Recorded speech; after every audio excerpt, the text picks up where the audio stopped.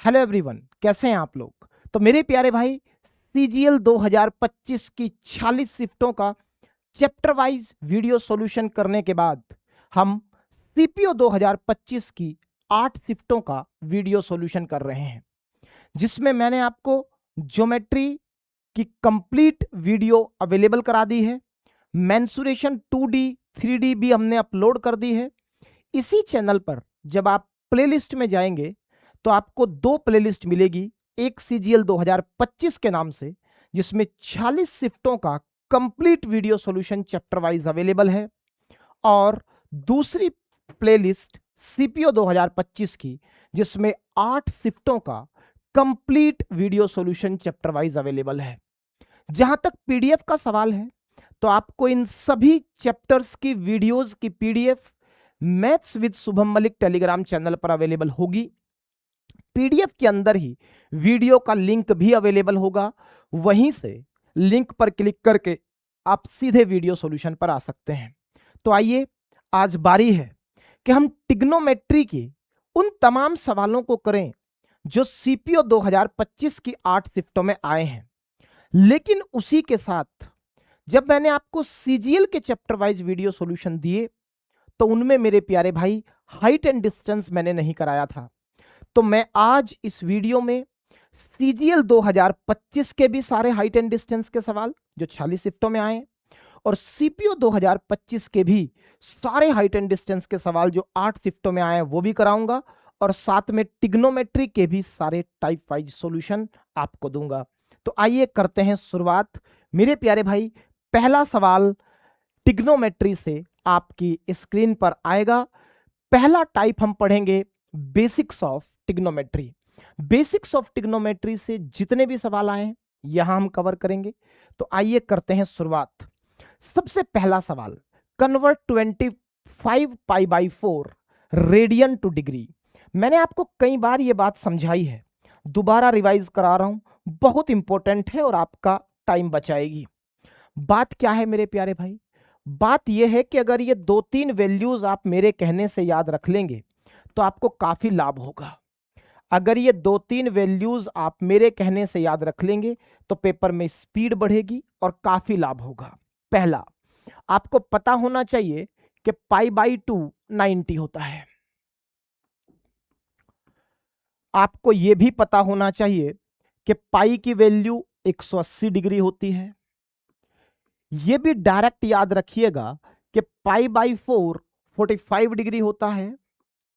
यह भी डायरेक्ट याद रखिएगा कि पाई बाई 3 60 डिग्री होता है, और पाई बाई 6 30 डिग्री होता है। मैं जानता हूं आप रेडियन से डिग्री में जाना जानते हैं, फॉर्मूला भी जानते हैं, तरीका भी जानते हैं, लेकिन फिर भी अगर पेपर में स्पीड बढ़ाना चाहते हैं और 15 मिनट में 25 सवाल वाकई करना चाहते हैं तो ये बातें डायरेक्ट याद होनी चाहिए। याद होने से क्या फायदा होगा, नजर के सामने है। पाई बाई 4 मुझे डायरेक्ट याद है 45, तो आंसर आ गया 25 गुणा 45। 25 पंजे 125, 25 चौका 100 और 12 112। सवाल का आंसर 1125 डिग्री बी हो जाएगा। बड़ी आसानी से आप इसे सोल्व कर सकते थे। आइए आगे बढ़ते हैं।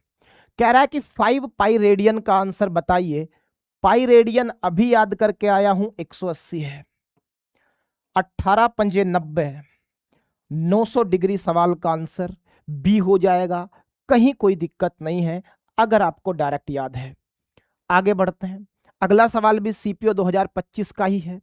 इस बार कह रहा है कि 240 डिग्री को रेडियन में बदलिए। मेरे प्यारे भाई, 240 डिग्री को रेडियन में बदलोगे तो 60 गुणा 4 ही तो लिखा है।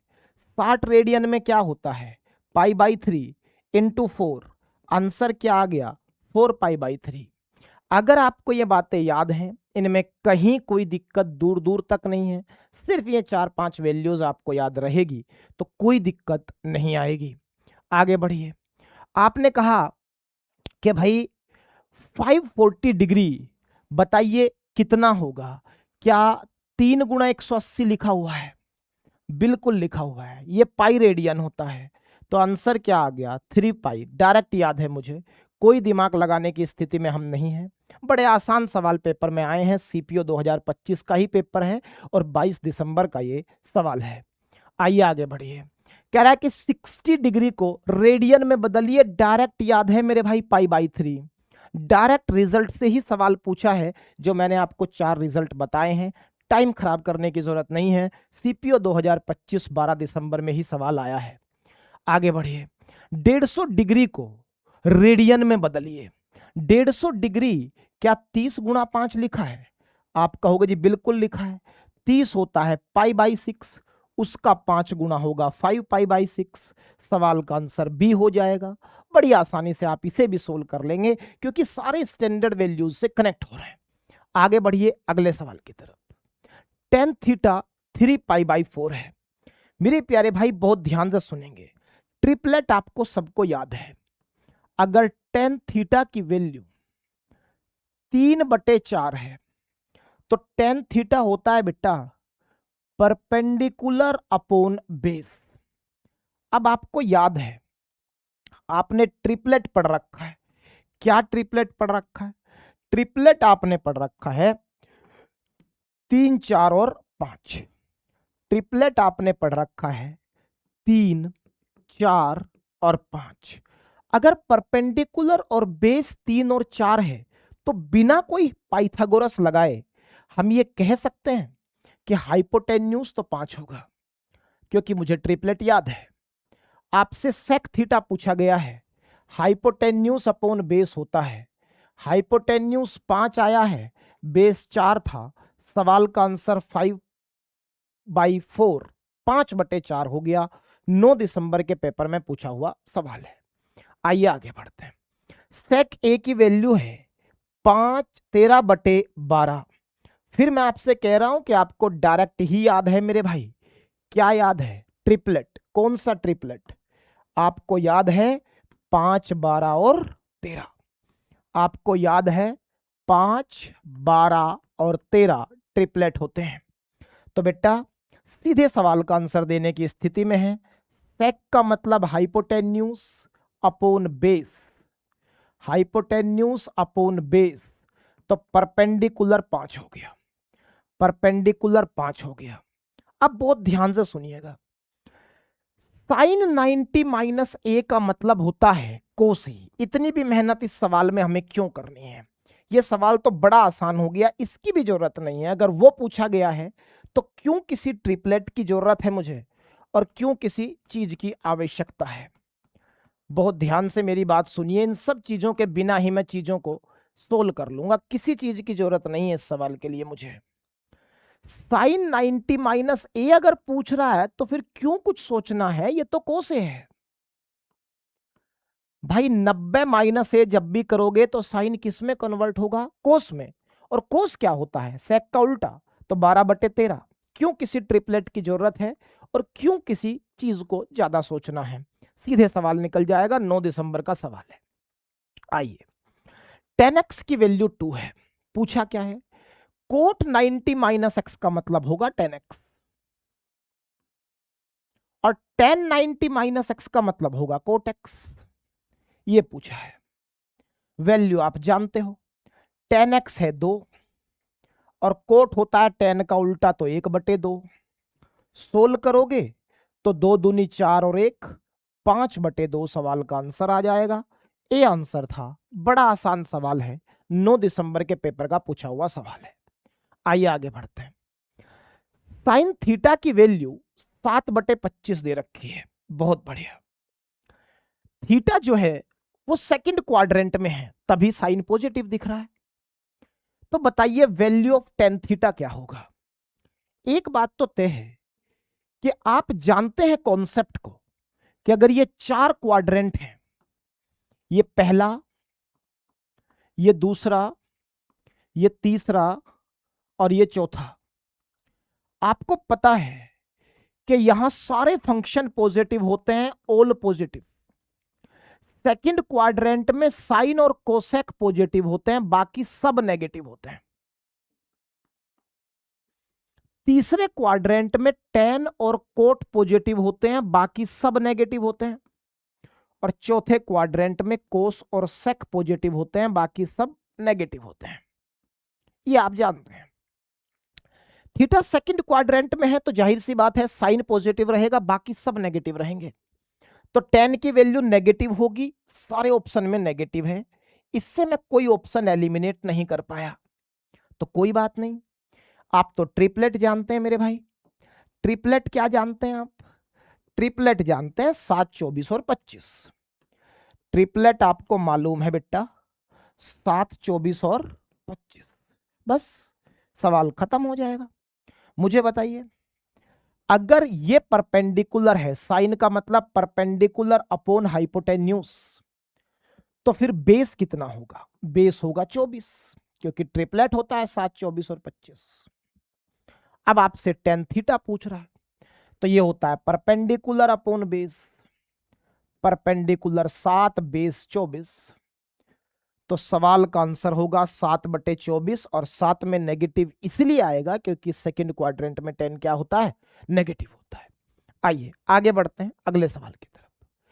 Question number 11, cos theta M square minus N square upon M square plus N square. मेरे भाई आप एक ट्रिपलेट और जानते हैं, सारे ट्रिपलेट याद हैं आपको। क्या होता है ट्रिपलेट? आप जानते हैं मेरे प्यारे भाई, ट्रिपलेट होता है 2mn M square minus N square और M square plus N square, ये भी एक ट्रिपलेट है, आपके कॉपी में लिखा है। तो कोस का मतलब होता है बेस अपॉन हाइपोटेन्यूज। तो अगर ट्रिपलेट देखूं तो परपेंडिकुलर बच गया, और वो क्या आएगा? ये भी आ चुका, ये भी आ चुका, तो 2mn आएगा।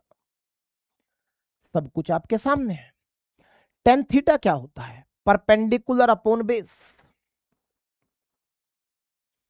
तो ऊपर आएगा 2mn, और बेस कितना है?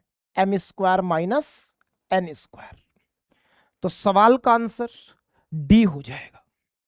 सवाल का आंसर क्या हो जाएगा? डी हो जाएगा, बड़ी आसानी से। आइए आगे बढ़ते हैं। कोस थीटा 3/5 है, ट्रिपलेट बता चुका हूं 3, 4, 5, बेस हाइपोटेन्यूज परपेंडिकुलर 4 होगा। टेन थीटा क्या होता है? परपेंडिकुलर अपॉन बेस, परपेंडिकुलर 4 है, बेस 3 है, सवाल का आंसर 4/3 ए हो जाएगा। कहीं कोई दूर दूर तक समस्या नहीं है। आगे बढ़िए। सवाल कह रहा है कि tan square theta plus cot square theta is equal to 50। Find the value of sec four theta plus cosec four theta. ये बढ़िया बात है मेरे प्यारे भाई, 2-3 बातें लिख रहा हूं जो इस सवाल में मुझे जरूरत पड़ेगी। जो 2-3 आइडेंटिटी मैं इस सवाल में यूज करूंगा, आपको एक बार रिवाइज करा रहा हूं। पहली आइडेंटिटी यूज करूंगा कि 1 plus tan square theta is equal to sec square theta. दूसरी आइडेंटिटी यूज करूंगा 1 plus cot square theta is equal to cosec square theta. तीसरी आइडेंटिटी यूज करूंगा कि sec square theta plus cosec square theta is equal to होता है sec square theta into cosec square theta. ये तीनों बातें identity के तौर पर आपको पता होनी चाहिए, बहुत इंपॉर्टेंट है तीनों। यही मैं लगा रहा हूं। मैं बस आपसे बेटा ये कह रहा हूं कि मैं इधर भी एक जोड़ दूं और इधर भी एक जोड़ दूं, तो मैंने लेफ्ट साइड में 2 जोड़ दिया, तो राइट साइड में भी 2 जोड़ दो। तो यहां से मुझे मिला क्या? 1 प्लस टेन स्क्वायर थीटा दिख रहा अभी है, जो कि किसके बराबर होता है? सेक के। 1 प्लस कोट स्क्वायर थीटा दिख रहा है, जो कि किसके बराबर होता है? कोसेक के। और बराबर 52। बहुत बढ़िया। अब अगर मैं दोनों तरफ होल स्क्वायर कर दूं तो जरा समझिएगा आएगा क्या। अगर sec square theta plus cosec square theta 52 आया है, तो तीसरी आइडेंटिटी जब यूज करूंगा तो आपका कहना है कि ये चीज तो sec square theta into cosec square theta के बराबर भी होती है, जो कि कितना है, 52 है। ठीक बात है जी। अब अगर मैं पहले वाली इक्वेशन का होल स्क्वायर कर दूं इस वाली इक्वेशन का, तो क्या आएगा, सेक पावर 4 थीटा भाई स्क्वायर करने पे पावर 4 हो जाएगी, plus cosec power 4 theta, A square plus B square plus 2ab, 2 into sec square theta into cosec square theta, और उसकी वैल्यू कितनी आ चुकी है, 52। अरे डायरेक्ट कर दिया मैंने, समझ में आया। A square plus B square plus 2ab होगा, 2ab का मतलब होगा यहां 2 into sec square theta into cosec square theta, और sec square theta into cosec square theta की वैल्यू मैंने 52 पुट कर दी, हो गया होल स्क्वायर। और इधर में जब 52 का स्क्वायर करूंगा तो 50 से 2 ज्यादा है, 2 का स्क्वायर 4 और 25 में 2 जोड़े तो 27, 50 के आसपास के स्क्वायर का शॉर्टकट आपको आता है।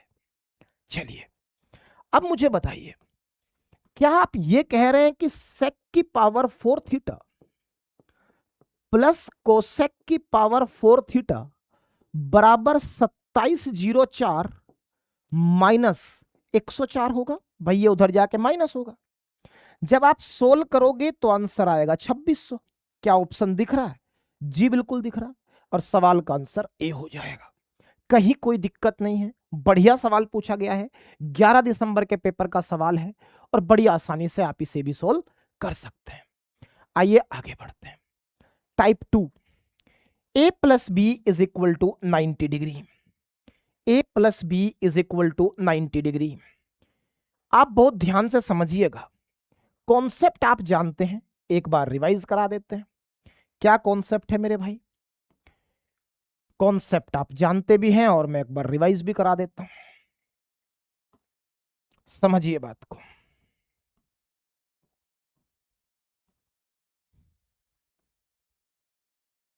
ए plus B is equal to 90 degree का कॉन्सेप्ट अगर आप रिवाइज करना चाहेंगे तो क्या है, if sum of two angles is 90 degree. कभी भी अगर दो एंगल का सम आपको किसी सवाल में 90 डिग्री दिख जाए तो आप जानते हैं कुछ चीजें बहुत इंपॉर्टेंट है। पहला, साइन ए बराबर कोस बी होगा। दूसरा, सेक ए बराबर कोसेक बी होगा। तीसरा, टेन ए बराबर कोट बी होगा। चौथा, tan A into tan B 1 होगा। पांचवा, cot A into cot B 1 होगा। छठा, sine square A plus sine square B भी 1 होगा। सातवां, cos square A plus cos square B भी क्या होगा मेरे भाई, 1 होगा। ये बातें आप जानते हैं। A plus B is equal to 90 degree में इससे ज्यादा कुछ भी याद नहीं रखना। अब समझिए सवाल पेपर में कैसा आया, अभी मैं करा रहा हूं सीपीओ के सवाल। आपको साइन ए बराबर कोस बी देगा सवाल, तो जब भी ये चीजें आपको बराबर नजर आए सवाल में तुरंत कह देना, तभी बराबर हो सकती है जब ए प्लस बी 90 रहा हो। तो सीधा ए प्लस बी को किसके बराबर रख देना, 90 के, बात खत्म। आइए सवाल देखिए, कह रहा है जी टेन बराबर कोट है। भाई टेन बराबर कोट तो तभी हो सकता है जब दोनों एंगल का सम 90 हो। तो x प्लस 2x माइनस 15 किसके बराबर होगा, 90 के। x प्लस 2x होगा 3x माइनस 15 बराबर 90, तो 3x होगा 105 और x आ जाएगा 35, और सवाल का आंसर इसी सीपीओ का पूछा हुआ सवाल है 10 दिसंबर शिफ्ट 1 का, कहीं कोई दूर दूर तक दिक्कत नहीं है। आइए आगे बढ़ते हैं। भाई साइन कोस के बराबर कब होगा, तभी होगा जब दोनों एंगल का सम 90 हो। रख दो भाई, x प्लस 2x प्लस 15 बराबर 90, 3x प्लस 15 अगर 90 है तो 3x बराबर 75 और x बराबर 25। सवाल का आंसर सी। बात क्लियर है? आगे बढ़ो। Type 3 advance trigonometry based questions. Advance trigonometry based questions में एक दो ही सवाल आया, कोई ज्यादा पूछे नहीं गए। कह रहा है कि साइन ए की वैल्यू 3/5 है और कोस बी की वैल्यू 4/5 है, दोनों ए और बी पहले क्वाड्रेंट में है, तो बताइए साइन ए प्लस बी क्या होगा। बहुत ध्यान से मेरी बात सुनेंगे। आपको फॉर्मूला मालूम है? क्या मालूम है फॉर्मूले के तौर पर? आपको फॉर्मूले के तौर पर आपको यह बात बहुत अच्छे से पता है कि sine A plus B is equal to होता है sine A into cos B plus cos A into sine B. ये बात आप जानते हैं। साइन ए प्लस बी होता है sine A into cos B plus cos A into sine B. बस वैल्यू पुट कर दो। साइन ए प्लस बी चाहिए तो बताओ साइन ए कितना है 3/5, कोस बी कितना है 4/5 प्लस कोस ए चाहिए। भाई मुझे बताओ 3 4 5 तुम्हें ट्रिपलेट पता है, तो ये परपेंडिकुलर, ये हाइपोटेन्यूज, तो बेस क्या होगा 4 होगा। 3 4 5 ट्रिपलेट होते हैं। तो यहां से अगर कोसे देखूं तो बेस अपॉन हाइपोटेन्यूज बेस 4 है और हाइपोटेन्यूज 5 है, तो 4/5। साइन बी, साइन बी अगर आप देखेंगे तो ये बेस है, ये हाइपोटेन्यूज है, तो परपेंडिकुलर 3 होगा, तो साइन बी जो होगा वो 3/5 होगा, तो 3/5। आप जब इसे सोल्व करेंगे तो क्या ये दोनों चीजें सेम दिख रही हैं? तो ये आ जाएगा दुगना किसका 12/25 का, और सवाल का आंसर हो जाएगा 24/25। बड़ी आसानी से आप इसे सोल्व कर सकते थे और सवाल का आंसर सी हो जाएगा। कहीं कोई दिक्कत की बात नहीं है। आइए आगे बढ़ते हैं। अब आ गए हाइट एंड डिस्टेंस के क्वेश्चन। मैंने आपसे कहा है कि हाइट एंड डिस्टेंस के मैं दोनों तरह के सवाल कराऊंगा। पहले सीजीएल 2025 के 46 शिफ्टों के करेंगे और उसके बाद सीपीओ 2025 के 8 शिफ्टों के करेंगे इसी वीडियो में। आइए बढ़ते हैं आगे। क्या कहता है? From a location on a bridge spanning a river, एक ब्रिज है किसी रिवर के ऊपर है, the angle of depression to the bank on either side are 30 degree 45 degree. Given that the bridge is 50 metre above the bank, what is the width of the river. बहुत ध्यान से समझिएगा जरा सवाल क्या कह रहा है। इसी 2025 सीजीएल प्री में शिफ्ट 1 में 27 सितंबर को सवाल आया था। आप जरा बात को समझिए कि मान लेते हैं कि ये वो ब्रिज है जो बह रहा है, ये ब्रिज है, ठीक बात। ये ब्रिज किसी रिवर पे जा रहा है और इस ब्रिज के ऊपर से जब आप दो एंगल देखते हैं अलग अलग रिवर के बैंक पर, एक ये और एक ये, क्लियर बात है जी। ये हमने इनका बेस ड्रॉ कर लिया, ये हमने इनका बेस ड्रॉ कर लिया। समझिएगा बात को। सवाल एंगल ऑफ डिप्रेशन दे रहा है, तो ये है एंगल ऑफ डिप्रेशन, ये होता है एंगल ऑफ डिप्रेशन। आपका कहना है कि ये दोनों लाइन पैरेलल हैं जी, बहुत बढ़िया। एक 30 डिग्री है और एक 45 डिग्री है। ज्योमेट्री में आपने कॉन्सेप्ट पढ़ा है कि अगर दो पैरेलल लाइन हैं और एक ट्रांसवर्सल लाइन आप ड्रॉ कर दें, तो मेरे प्यारे भाई ये एंगल इस एंगल के बराबर होता है अल्टरनेट एंगल के तौर पर। तो बस यही काम मैं कर रहा हूं। अगर ये दोनों लाइन पैरेलल थी तो फिर तो ये एंगल भी 30 डिग्री का होगा अल्टरनेट एंगल के तौर पर, और क्योंकि ये दोनों लाइन भी पैरेलल है तो ये भी 45 होगा।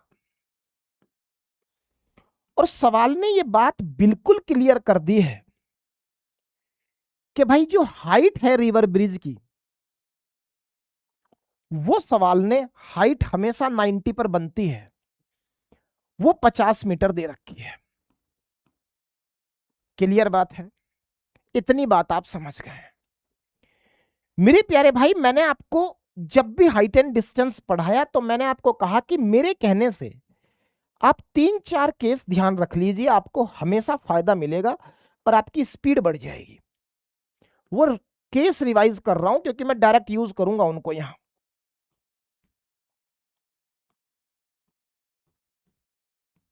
समझेंगे। पहला केस क्या है? अगर ये एक ट्रेंगल है आपके पास, इतना क्यों सोचना हमको, हमारे पास राइट एंगल ट्रेंगल तो बना बनाया भी मिल सकता है। ये रहा, ये एक ट्रेंगल है आपके पास, 90 डिग्री है यहां। अगर मैं आपसे ये कह दूं कि ये वाला जो एंगल है ये 30 डिग्री है, तो 30 डिग्री के सामने वाली साइड हमेशा 1 मान लेना और बेस को √3 मान लेना। दूसरा केस, अगर मैं आपसे कह दूं कि ये आपका दूसरा ट्रायंगल है और हमारा कहना है कि जी ये एंगल तो 90 है, अगर ये वाला एंगल 60 डिग्री कह दूं तो जो 60 डिग्री के सामने साइड है उसको √3 मान लेना और बेस को 1 मान लेना। देखते ही तीसरा केस क्या है? तीसरा केस है कि अगर ये आपका एक राइट एंगल ट्रायंगल है और ये 45 डिग्री है, तो देखते ही इन दोनों साइडों को इक्वल मान लेना, 1:1। ये 3 केस आपको वर्बली याद होने चाहिए, जिसमें कहीं कोई दिक्कत नहीं आनी चाहिए। मुझे नहीं पता आपको ये कलर नजर भी आ रहा है, अगर नजर नहीं आ रहा ये नजर आएगा क्या? ये भी ऐसा ही नजर आ रहा है। चलिए, ये 1, ये √3, ये 30 डिग्री, सीधे तौर पर आपको ये बात समझनी है। अब देखना, इन तीनों केसों से मैं सारे सवाल कर लूंगा। कैसे? समझो बात को। मुझे बताओ, अगर मैं इस वाले ट्रायंगल की बात करूं तो आपने मुझे कहा जी 45 डिग्री है, 45 डिग्री है तो ये दोनों साइड सेम होंगी, तो फिर ये भी 50 आ गया। देखते ही, जब भी 45 होता है तो दोनों साइड सेम होती है, हम समझ गए। अगर ये 30 है तो 30 डिग्री के सामने होता है 1 और ये होता है √3, तो अगर ये 1 है और ये √3 है, 1 की वैल्यू 50 है तो √3 की वैल्यू हो गई 50 √3। सीधी बात है। बोलो, बात क्लियर है क्या भाई? अब मुझे बताइए, वो पूछ रहा है कि इसकी चौड़ाई कितनी है रिवर की, मतलब यहां से लेके यहां तक का डिस्टेंस पूछ रहा है, तो दोनों को जोड़ोगे, 50 + 50 √3, 50 बाहर कॉमन आ गया, अंदर बचेगा √3 + 1। सवाल का आंसर डी, 50 √3 + 1। बोलो जी, बात क्लियर है? इससे आसान कुछ नहीं हो सकता। अगला सवाल देखिए, क्वेश्चन नंबर 23। देखिए ध्यान से क्या कहता है। From the top of A 50-meter tower, the angle of depression of two objects on the same side of the tower are 45 degree and 60 degree. Find the distance between the objects. समझेंगे बात को। ये एक tower है, इस tower से ये एक बेस है। अब एंगल ऑफ डिप्रेशन दे रखा है। आपको मैंने पिछले सवाल में समझा दिया कि दोनों लाइन पैरेलल हो जाती हैं, और जब दोनों लाइन पैरेलल हो जाती हैं तो ये एंगल ऑफ डिप्रेशन आखिर में इलिवेशन का ही एंगल बन जाता है। तो अब हम डिप्रेशन नहीं लिखेंगे, सीधा एलिवेशन ही लिख लेंगे। ये बात आप छोड़ दो, डिप्रेशन को भी बाद में जाके एलिवेशन ही बनना है पैरेलल लाइन के कॉन्सेप्ट से और अल्टरनेट एंगल के कॉन्सेप्ट से। तो मैं अब सीधे एलिवेशन ही मार्क करूंगा, डिप्रेशन को सीधे एलिवेशन बनाकर ही लिखूंगा।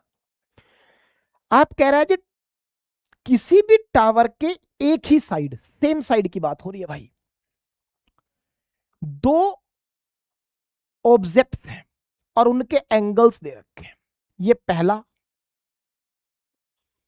और ये दूसरा। बहुत बढ़िया। आपको इनके ऑब्जेक्ट्स के मेजरमेंट दे रखे हैं। क्या दे रखे हैं? हमेशा याद रखिएगा कि बड़ा एंगल जो होगा वो हमेशा यहां राइट एंगल के पास की साइड होगा। जो राइट एंगल के जितना पास है वो एंगल उतना ही बड़ा है। तो सोचना ही नहीं, बड़ा एंगल पहले आएगा और छोटा एंगल बाद में। जो जितना बेस के पास है वो एंगल उतना ही बड़ा होता है। तो देखते ही बड़ा एंगल पहले और छोटा बाद में। समझ गए आप? अब आपको सवाल ये भी कह रहा है कि ये जो टावर है इसकी 50 मीटर ऊंचाई है। बहुत बढ़िया। आप ही ने मुझे सिखाया कि भाई 50 अगर ये है, रेशो होता है √3:1। 60 डिग्री का केस याद करो, √3:1। तो अगर √3 की वैल्यू 50 है तो 1 की वैल्यू होगी 50/√3। तो ये वैल्यू आ गई 50/√3। चलो जी, 45 डिग्री के केस में आपने जाना है कि सेम होती है दोनों साइड। तो अगर ये 50 है तो फिर ये पूरी 50 हो जाएगी। भाई 45 डिग्री के लिए बेस पूरा है, दोनों साइड बराबर हो जाती हैं 45 डिग्री पे, तो ये 50 हो जाएगी। अब सवाल आपसे पूछ रहा है कि इन ऑब्जेक्ट के बीच का डिस्टेंस कितना है। पहला ऑब्जेक्ट ये है और दूसरा ये है, इनके बीच का डिस्टेंस सवाल पूछ रहा है। तो इनके बीच का डिस्टेंस मेरे भाई यही होगा। और कैसे आएगा? बड़े में से छोटा घटा दो, तो 50 में से घट जाएगा 50/√3। बहुत बढ़िया। अब जब ये घटा रहे हो आप तो 50 तो बाहर कॉमन आ गया, अंदर बचा 1 - 1/√3। ठीक बात। अगर मैं ध्यान से देखूं तो 1/√3 को डेसिमल में सोल्व करना पड़ेगा, क्योंकि साफ तौर पर आंसर डेसिमल में है। और √3 की वैल्यू आपको डायरेक्ट याद रखनी चाहिए 1.732। तो अगर मैं 2 डिजिट भी ले लूं तो लगभग 1 डिजिट लोगे तो 1.7 आएगा। 2 डिजिट ले लो, चलो 1.73। नीचे से 2 अंकों का डेसिमल हटाने के लिए ऊपर 2 जीरो लग जाएगी। 100/173 पॉइंट लगाया और 1 जीरो बढ़ा ली, पॉइंट लगाया और 1 जीरो बढ़ा ली। 173 से अगर आप देखें तो मेरे भाई 8 × 24, 8 × 7 = 56 और 2 = 58, 8 एकम 8 और 5 13 ज्यादा हो जाएगा। 7 × 21, 7 × 7 = 49, 2 = 51, 7 एकम 7 और 5 12, ये भी ज्यादा है। 17 × 6 = 102 भी ज्यादा है। 17 × 5 = 85, तो 5 × 3 = 15, 5 × 7 = 35 और 1 = 36, 5 एकम 5 और 3 8, 0.5 आ रहा है। चलो जी, 0.5 अगर ये आ रहा है तो 865 को जब 1000 में से घटाओगे मेरे भाई तो 35 ये बचेगा, 135 बचेगा। और डेसिमल से 1 जीरो और चिपक जाएगी तो 1350 हो जाएगा। 1350 को 1173 से भाग करोगे तो 17 सत्ते 119, 17 अट्ठे 136 तो ज्यादा हो जाएगा, तो लगभग लगभग 0.57 आएगा मोटे मोटे तौर पर। अप्रोक्सीमेट आंसर हम निकाल रहे हैं। तो एक में से 0.57 घटाओगे तो कितना आ जाएगा भाई, 3। और यहां पर देखोगे तो 9 में से 5 गए 4, 0.43 मल्टीप्लाई करो आंसर आ जाएगा।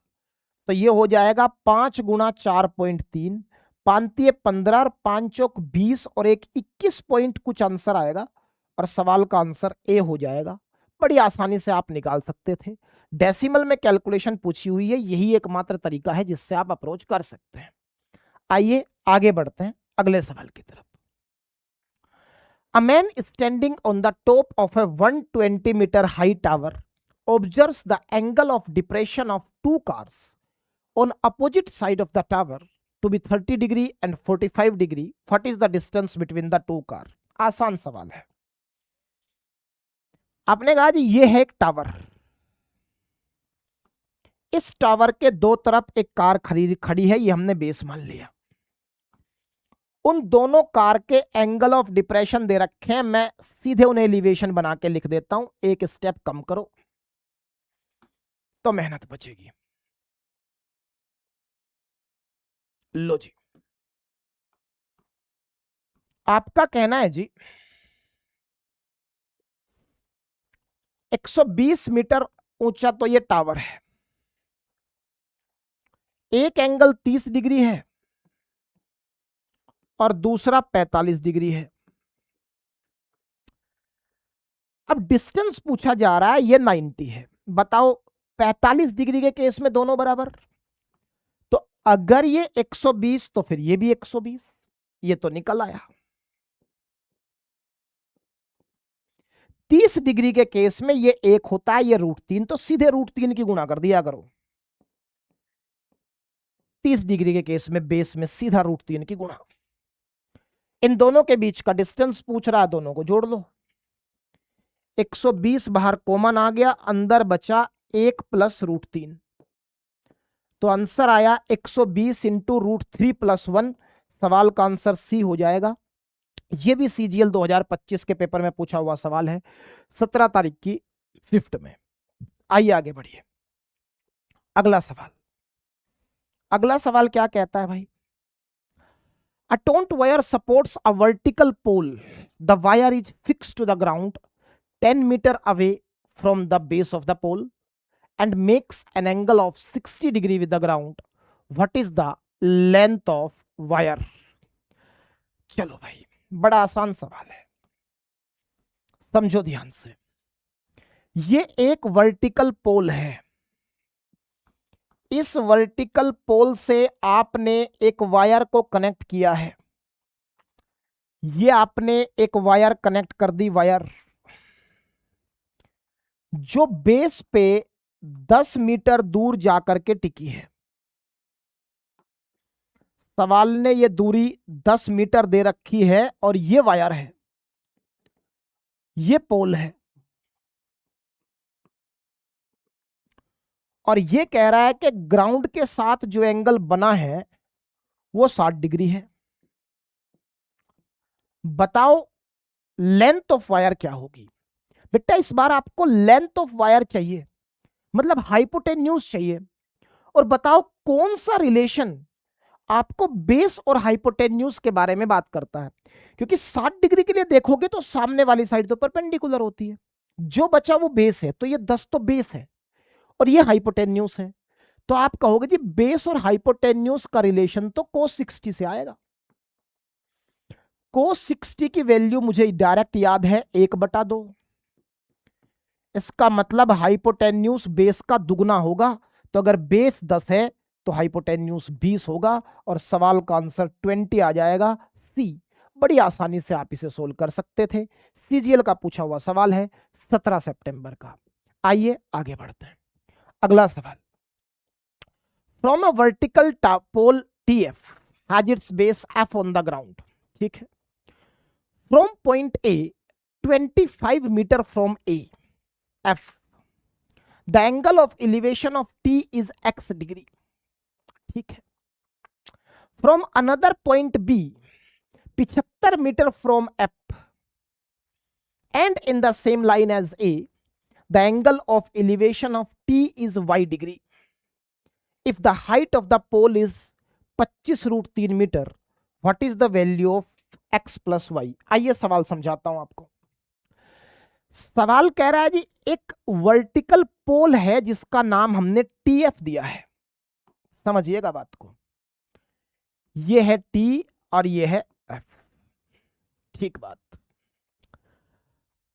अब a vertical pole TF has its base F, इसका बेस F है। From a point A 25 metre from F, चलो जी A पॉइंट बनाओ, 25 मीटर दूर है F से। लो जी मान लेते हैं कि ये है वो पॉइंट A जो F से कितनी दूर है, 25 मीटर। ठीक बात। T का angle of elevation x degree है, बना दो जी एंगल ऑफ एलिवेशन। ये रहा जी T का एंगल ऑफ एलिवेशन जो कि कितना है, x डिग्री है।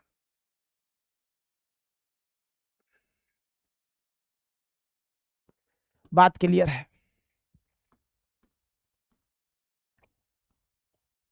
T का एंगल ऑफ एलिवेशन बना दीजिए जो कि कितना है मेरे भाई, सवाल ने साफ साफ दिया है x डिग्री। ये हो गया x डिग्री। आगे बढ़ो सवाल में।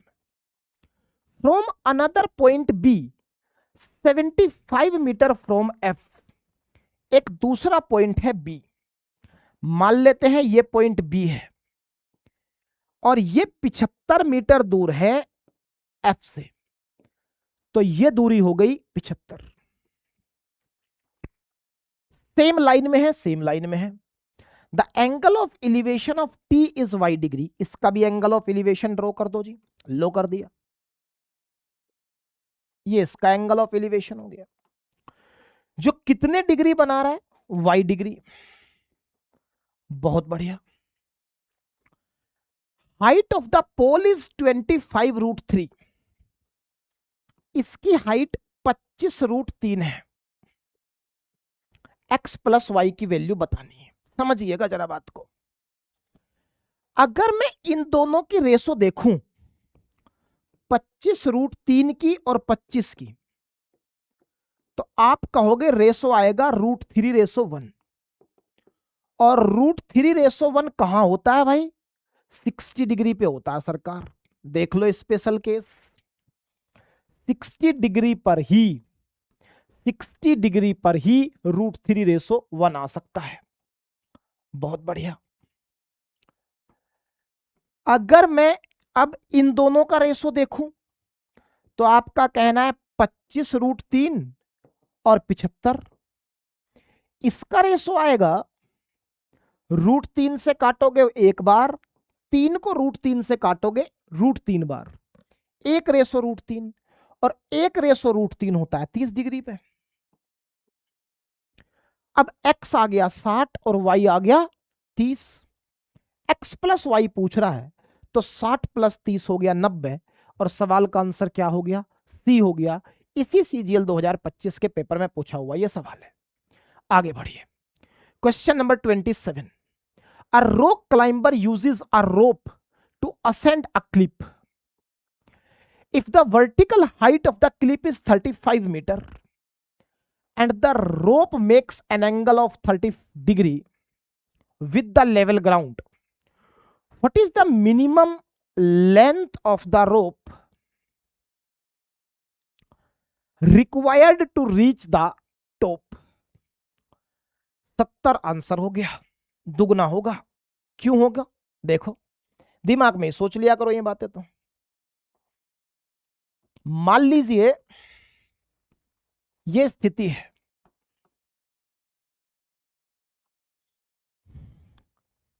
ये है आपका क्लिप, इस क्लिप से एक रस्सी बांधी गई है जो लेवल ग्राउंड के साथ, ये वो रोप हो गई। 30 डिग्री का एंगल बना रही है। तो रोप की लंबाई बताओ। क्लिप की लंबाई आपको ऑलरेडी दे रखी है 35। बताओ इस 30 डिग्री के लिए क्या ये परपेंडिकुलर है और ये क्या है, हाइपोटेन्यूज। तो हाइपोटेन्यूज और परपेंडिकुलर का रिलेशन तो साइन से आएगा, जो कि होता है 1/2। इसका मतलब हाइपोटेन्यूज परपेंडिकुलर से दुगना होगा। तो अगर हाइपोटेन्यूज दुगना होगा तो परपेंडिकुलर 35 था तो हाइपोटेन्यूज 70 होगा। रोप की लंबाई भी कितनी हो गई, 70। बड़ी आसानी से आप इसे भी सोल्व कर सकते थे। 18 सितंबर का पूछा हुआ सवाल है। आइए question number 28। A tower generates a shadow that is 40 meter long when the sun's angle of elevation is 45 degree. What is the height of the tower? 40। 45 degree पे दोनों बराबर होते हैं तो 40 और 40। आइए, जो लोग नहीं समझे पेपर में डायरेक्ट ही टिक करना है, सोचने की कोई बात नहीं है। यहां सूरज है, ये सूरज है भाई। ये एक टावर खड़ा है, टावर की जो आपकी शैडो बनेगी वो राइट साइड ही बनेगी। ये एंगल ऑफ एलिवेशन 45 डिग्री है। शैडो की लंबाई 40 मीटर है। 40 मीटर 45 डिग्री पे दोनों होंगे बराबर। अगर 45 डिग्री पे दोनों बराबर होंगे तो फिर ये भी क्या होगा, 40 ही होगा। और सवाल का आंसर यही पूछा गया था कि टावर की ऊंचाई क्या है। तो 45 डिग्री पे दोनों बराबर होते हैं, किसी डायग्राम की जरूरत नहीं है, सीधे आप आंसर टिक कर सकते हैं, उसमें कहीं कोई दिक्कत की बात नहीं है। आइए आगे बढ़ते हैं अगले सवाल की तरफ। ध्यान से देखिए क्या कह रहा है सवाल। सवाल कह रहा है कि an aeroplane flying at a height of 300 metre. एक एरोप्लेन है जो 300 मीटर की ऊंचाई पर उड़ रहा है। यह भी सीजीएल में पूछा गया है 18 सितंबर को। Angle of depression to the two boats located at an opposite sides are 45 degree and 30 degree. Find the distance between the boat। तो 300 तो मल्टीप्लाई में होगा और अंदर आएगा √3 + 1। कहां है, ये रहा। क्यों, देख लो 45 डिग्री और 30 डिग्री पे तो बहुत सवाल कर लिए हमने। ये भी तो 45 डिग्री और 30 डिग्री पे ही हुआ था। क्या आंसर आया था इसका, 120 तो रहेगा बाहर, अंदर रहेगा √3 + 1। मुझे डायरेक्ट याद हो गई अब चीजें। यहां भी सीधे 300 √3 + 1 आता है जब भी 45 और 30 का पेयर बनता है। जैसे जैसे आप प्रैक्टिस करोगे ये चीजें आपको डायरेक्ट याद होने लगेंगी। जितनी ज्यादा प्रैक्टिस करोगे, एसएससी प्रैक्टिस का खेल है, 5-7 हजार सवाल निकालोगे, एक जैसे 20 सवाल निकाल लिए तो रिजल्ट के तौर पर ही सबकॉन्शियस माइंड में याद रहने लगता है। फिर सीधे देखते ही सवाल का आंसर आप टिक कर देंगे। आइए मैं करा देता हूं। सवाल क्या कह रहा है, सवाल कह रहा है कि मान लो एक एरोप्लेन उड़ रहा है, ये इससे दो अपोजिट साइड पर मान लेते हैं, एक तो ये है और एक ये है। एंगल ऑफ डिप्रेशन कह रहा है, उसे हम एंगल ऑफ एलिवेशन में ही बदल लेते हैं और मैं सीधे एलिवेशन ही लिख दे रहा हूं। ये 30 डिग्री है और 45 डिग्री है।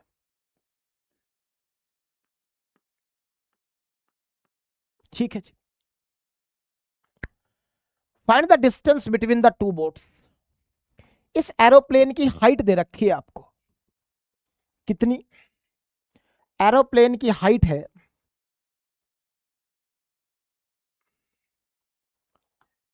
ये हाइट है 300 मीटर।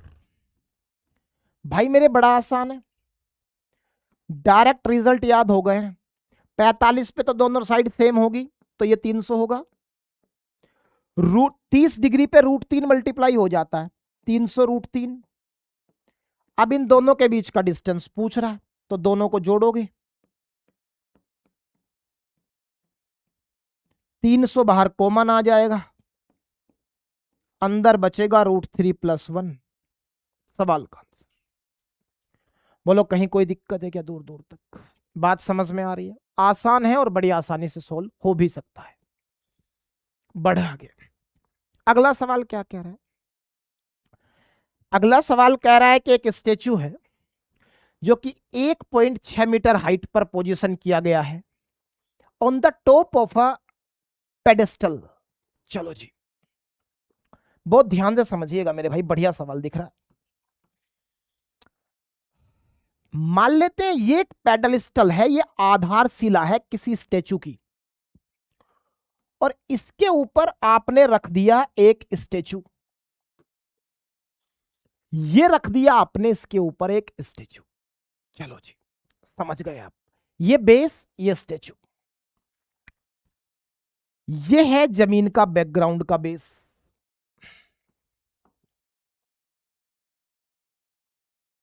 ये बैकग्राउंड का बेस हो गया, ठीक। अब सुनना, from a location on the ground the angle of elevation to the top of statue measure 60 degree. Statue के टॉप का एंगल ऑफ एलिवेशन कहां है? स्टेचू का टॉप ये है, स्टेचू ये स्टेचू है और ये उसका टॉप है। इस स्टेचू के टॉप का एंगल ऑफ एलिवेशन 60 डिग्री दे रखा है। 60 डिग्री हो गया जी। और angle of elevation to the top of pedestal from the same point is 45 degree. इसी पॉइंट से अगर आप पेडेस्टल का टॉप देखेंगे तो ये पेडेस्टल का टॉप है, और उसका जो एंगल ऑफ एलिवेशन है वो दे रखा है जी 45 डिग्री। ये 45 डिग्री है और वो पूरा 60 डिग्री है। ठीक बात है जी। 1.6 मीटर इसकी हाइट है। इस स्टेचू की हाइट 1.6 मीटर है। एक सवाल ये है, पेडेस्टल की हाइट पूछ रहा है। सवाल समझ गए आप? चलो जी, बड़ा आसान है। मैं आपसे ये कह रहा हूं कि अगर 45 डिग्री की बात करूं तो 1:1 होता है। ये 1 है और ये भी 1 है। लेकिन 60 डिग्री की बात करूं तो 60 डिग्री पे होता है √3:1। तो ये पूरा √3 है और ये 1 ही रहेगा। चलो, तो अब मैं रेशो के हिसाब से अगर मेरे भाई सोचूं तो क्या रेशो के हिसाब से ये लंबाई पूरी √3 है और यहां तक की 1 है, तो क्या ये √3 - 1 आ गई? आप कहोगे जी बिल्कुल आ गई। तो रेशो के हिसाब से स्टेचू की जो हाइट आ रही है वो √3 - 1 आ रही है, और सवाल ने दी है 1.6 मीटर। तो √3 - 1 की वैल्यू है 1.6। एक की वैल्यू क्या होगी भाई? 1.6 अपॉन √3 - 1। ठीक। अब हमें वैल्यू किसकी चाहिए? हमें चाहिए हाइट पेडेस्टल की। पेडेस्टल की हाइट तो एक ही है, तो ऊपर नीचे √3 - 1 की मल्टीप्लाई करो।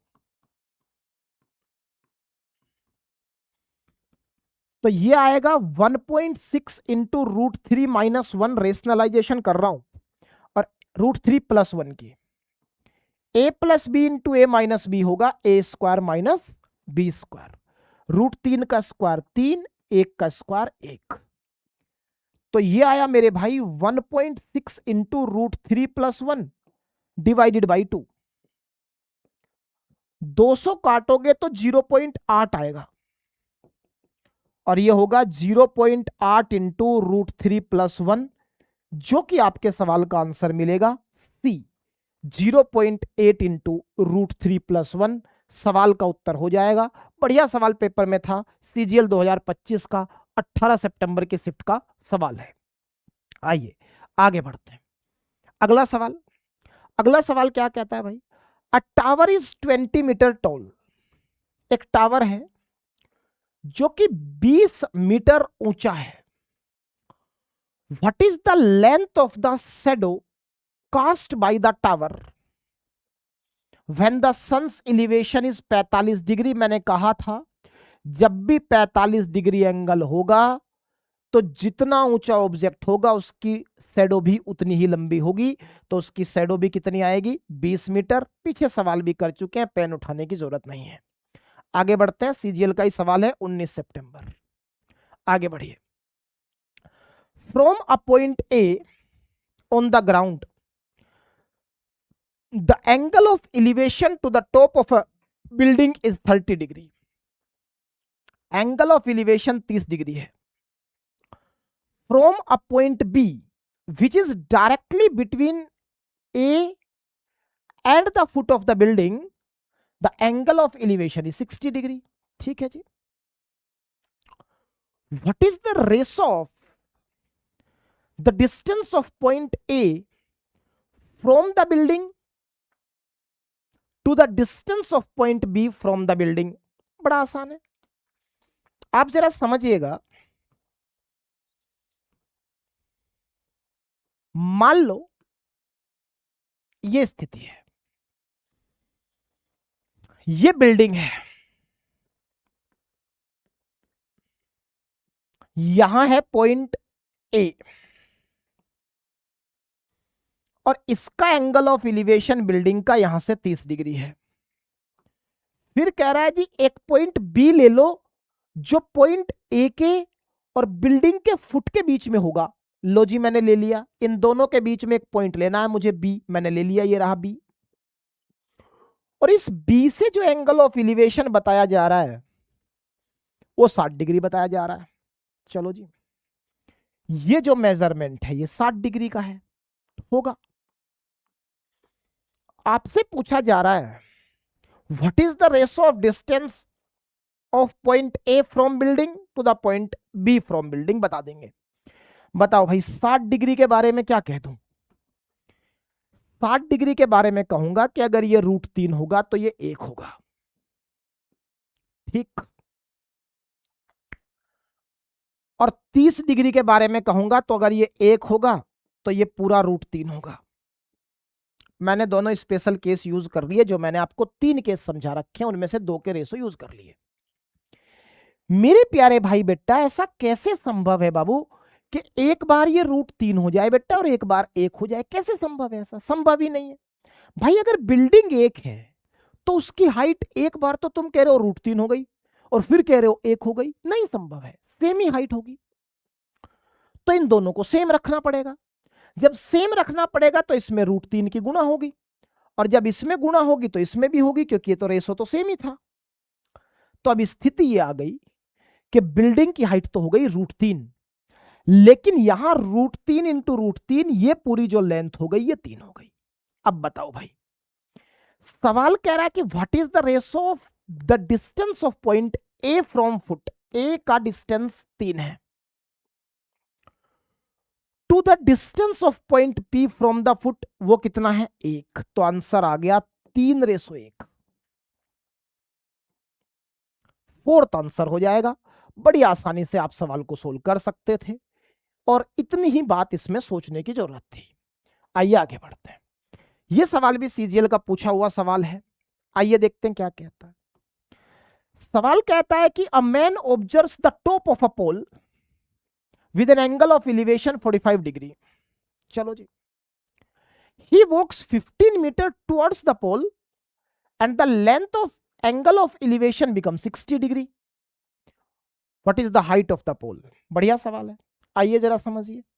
मान लेते हैं कि ये सिचुएशन है,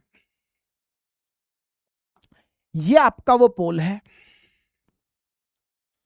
यहां से कोई व्यक्ति खड़ा होकर देख रहा है और उसका एंगल ऑफ एलिवेशन 45 डिग्री आया है।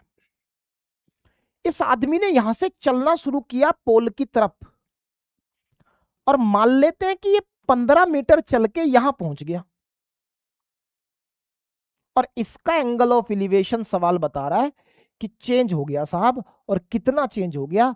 ये चेंज हो गया 60 डिग्री। मैंने कहा जितना बेस की तरफ चलोगे, जितना बेस की तरफ चलोगे एंगल ऑफ एलिवेशन बड़ा होता जाएगा। तो ये अब 60 डिग्री हो गया है, बहुत बढ़िया। ठीक।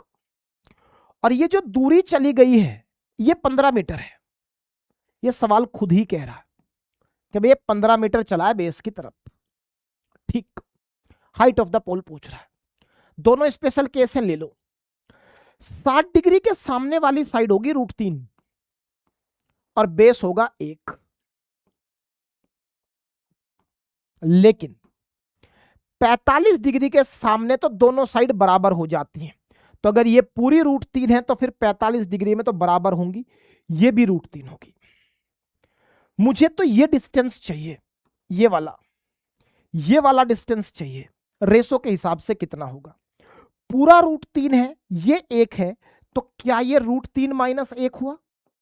और इसी की वैल्यू दे रखी है 15, तो √3 - 1 की वैल्यू होगी 15।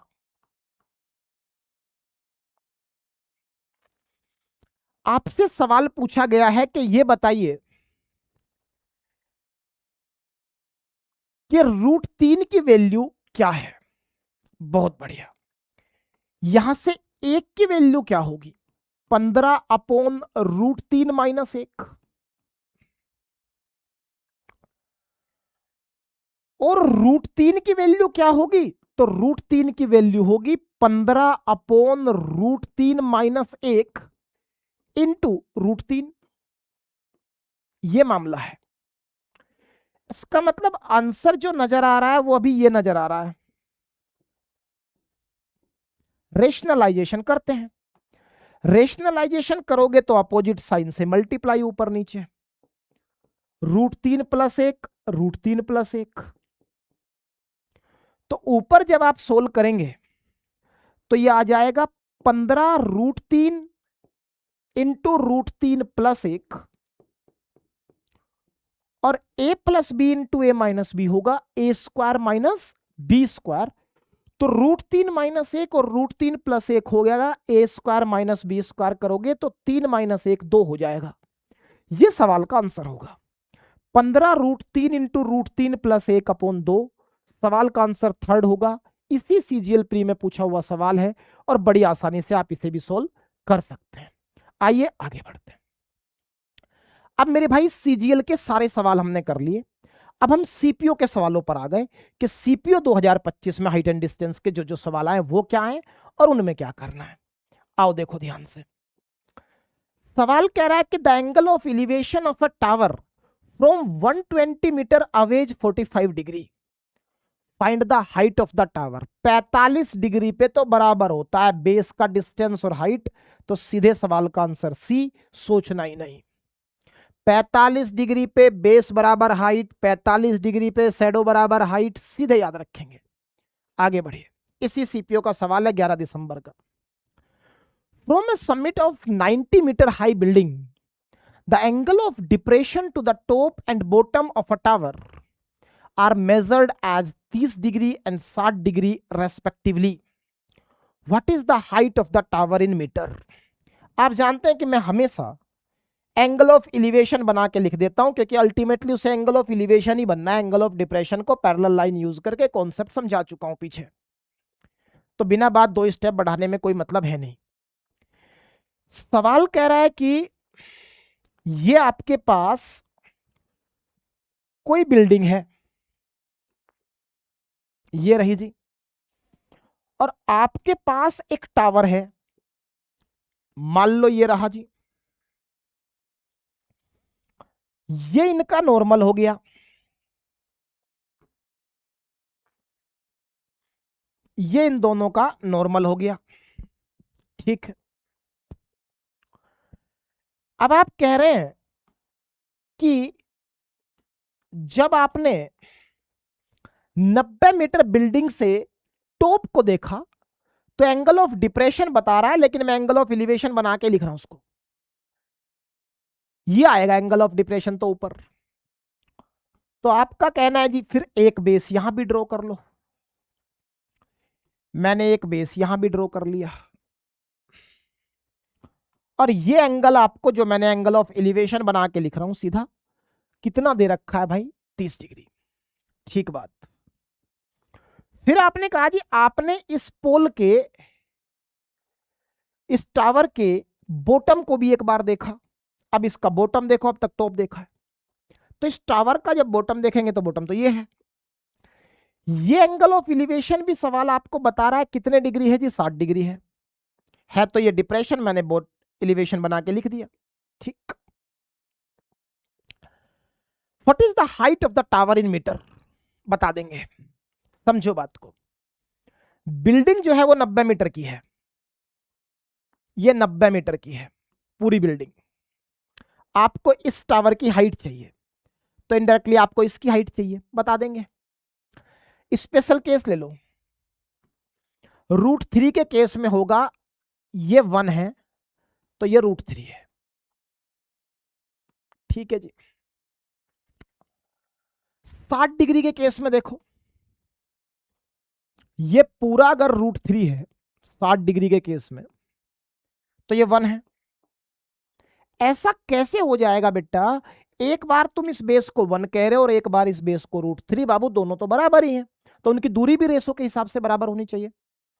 तो आपका कहना जी बराबर करो, बराबर करने में यहां किसकी गुणा होगी, √3 की, तो फिर यहां भी किसकी गुणा होगी, √3 की, तो ये 3 होगा। ठीक बात है, और ये दोनों अब √3 हो गए। जब ये पूरा 3 है और ये 1 है, तो क्या ये 2 बचा, आप कहेंगे जी बिल्कुल बचा। भाई पूरा 3 है, छोटा 1 है, तो बीच वाला कितना बचा, 2 बचा। 2 की वैल्यू चाहिए, और 3 की वैल्यू सवाल ने 90 दी है, तो अगर 3 की वैल्यू 90 है तो 1 की वैल्यू 30 होगी और 2 की वैल्यू 60 होगी। तो टावर कितना बड़ा है, 60 मीटर का। बड़ी आसानी से आप इसे भी सोल्व कर सकते हैं, कहीं कोई दिक्कत की बात नहीं है। सीपीओ का 9 दिसंबर का ही सवाल है। अगला सवाल, from the top of a lighthouse 100 metre high, the angle of depression of a boat is 30 degree, find the distance of boat from the base of the lighthouse. कुछ नहीं करना, ना डायग्राम बनाना, भाई angle of elevation ही बना के लिखोगे इसको। जब एंगल ऑफ एलिवेशन बना के लिखोगे तो बेस निकालने के लिए 30 डिग्री पे √3 की गुणा होती है, मैंने डायरेक्ट बता रखा है। तो 100 गुणा √3 होता है 1.732, 2 अंक राइट में खिसक जाएगा डेसिमल, 173.2 सवाल का आंसर। ये डायरेक्ट याद है, नहीं समझे मैंने क्या कहा, मैंने कहा कि आपको ये बात तो डायरेक्ट याद है ना बेटा, कि अगर आपके पास ये एंगल कभी भी 30 डिग्री है और ये x है, तो ये x √3 कह देते हो तुम डायरेक्ट, यही मैंने किया। ये 100 था तो ये 100 √3 होगा, ये डायरेक्ट याद रखने की बात है, इसमें डायग्राम क्या बनाना है। आगे बढ़ो, अगला सवाल, a tower and a pole stand vertically, एक टावर है और एक पोल है, वर्टिकली स्टैंड कर रहे हैं। From a point between them on the ground, the angle of elevation of their top are 45 degree and 30 degree respectively. ठीक है, if the pole is 20 meter high and the point is equidistant from both, what is the height of the tower। समझते हैं बात को,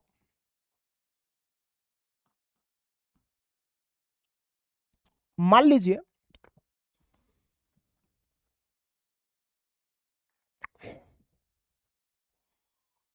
एक tower है और एक पोल है, ये रहा जी, एक टावर मान लिया मैंने और एक पोल। ये मान लेते हैं कि इनके बीच की बेस हो गई। कह रहा है जी जो ये बेस है ना, इस बेस पे एक पॉइंट ले लो जो इक्विडिस्टेंट है दोनों साइड से, यहां और यहां बराबर है। इनके जो एंगल ऑफ एलिवेशन बनाए गए हैं, एंगल ऑफ एलिवेशन बनाए गए हैं 30 डिग्री और 45 डिग्री, तो ये छोटा है, इसका एंगल ऑफ एलिवेशन भी छोटा होगा, और ये बड़ा है तो इसका एंगल ऑफ एलिवेशन भी बड़ा होगा। तो ये 45 डिग्री मान लेते हैं और ये 30 डिग्री। ठीक बात, फिर आप ही कह रहे हैं कि angle of elevation their top are 45 and 30, लेकिन पोल की जो हाइट है वो 20 मीटर है। तो अगर ये 20 है, √3 के केस में तो मुझे डायरेक्ट याद है, √3 चिपका दिया करो 30 डिग्री के केस में। तो अगर ये दूरी 20√3 है, सवाल कह रहा है ये पॉइंट तो इक्वी डिस्टेंट था, तो फिर ये भी 20√3 होगा। सवाल नहीं कहा कि बिल्कुल बीचों बीच पॉइंट है तो दोनों दूरी बराबर है, और 45 डिग्री पे तो दोनों बराबर होती है हाइट और बेस, तो ये भी 20√3 होगा। सवाल आपसे क्या पूछ रहा है कि find the height of the tower, तो 20√3 होगा, और 20√3 को √3 की वैल्यू 1.732, जीरो से डेसिमल राइट में खिसकेगा तो 17.32, 17.32, 17 दूनी 34 और 32 दूनी 64, 34.64 सवाल का आंसर सी हो जाएगा। और इसी सीपीओ में पूछा हुआ यह भी सवाल है। आइए आगे बढ़ते हैं। अगला सवाल